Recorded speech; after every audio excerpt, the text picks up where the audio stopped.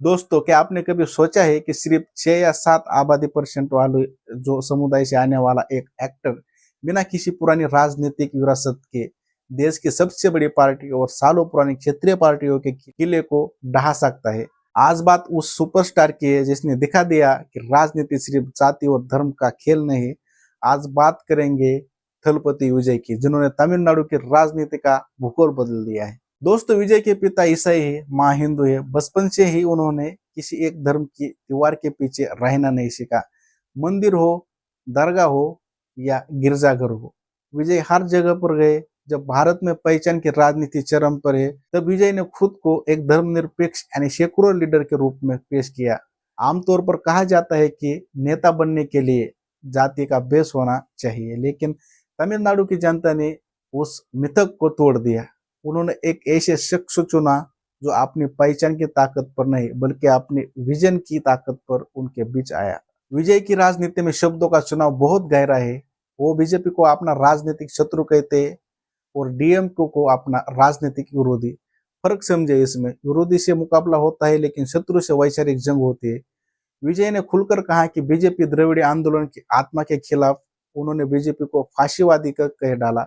उन्होंने साफ कह दिया कि बीजेपी के साथ गठबंधन करने के उनको आत्मसम्मान के खिलाफ होगा। इसी एक लाइन ने उन्हें तमिलनाडु की जनता की नजरों में उन पार्टियों से अलग कर दिया जो अंदरूनी तौर पर बीजेपी के साथ समझौता करने के आरोप से घिरी रहती थी। सिनेमा और राजनीति का तमिलनाडु में पुराना रिश्ता है, लेकिन विजय की कहानी अलग ही है। उनकी फिल्म सरकार याद है, एक एनआरआई घर लौटता है और देखता है कि उसका वोट किसी और ने डाल दिया।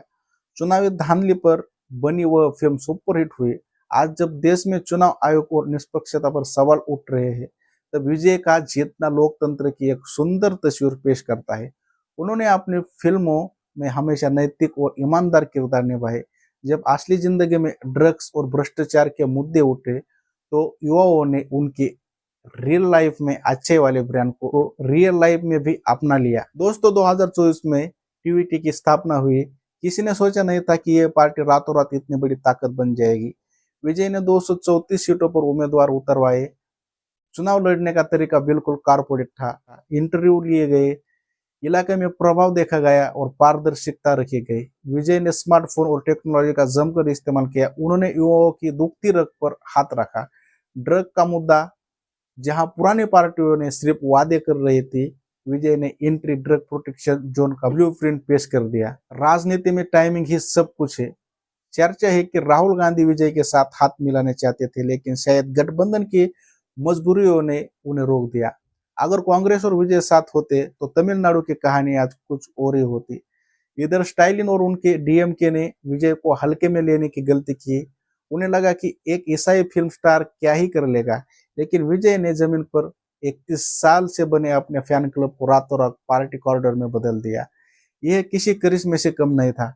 विजय की जीत सिर्फ एक चुनाव की जीत नहीं, ये एक उम्मीद की जीत है कि अगर लेवल प्लेइंग फील्ड मिले, अगर एजेंसियां और दबाव की राजनीति दूर रहे, तो लोकतंत्र में आज भी एक नए विकल्प पैदा हो सकते हैं। एक ईसाई सुपरस्टार ईसाई विरोध की लहर के बीच हर वर्ग का भरोसा जीतकर मुख्यमंत्री की कुर्सी तक पहुंचता है।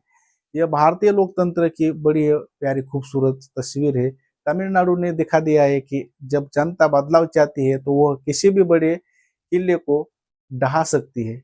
अब देखना यह है कि विजय का यह जननायक अवतार तमिलनाडु को किस नई दिशा में ले जाता है।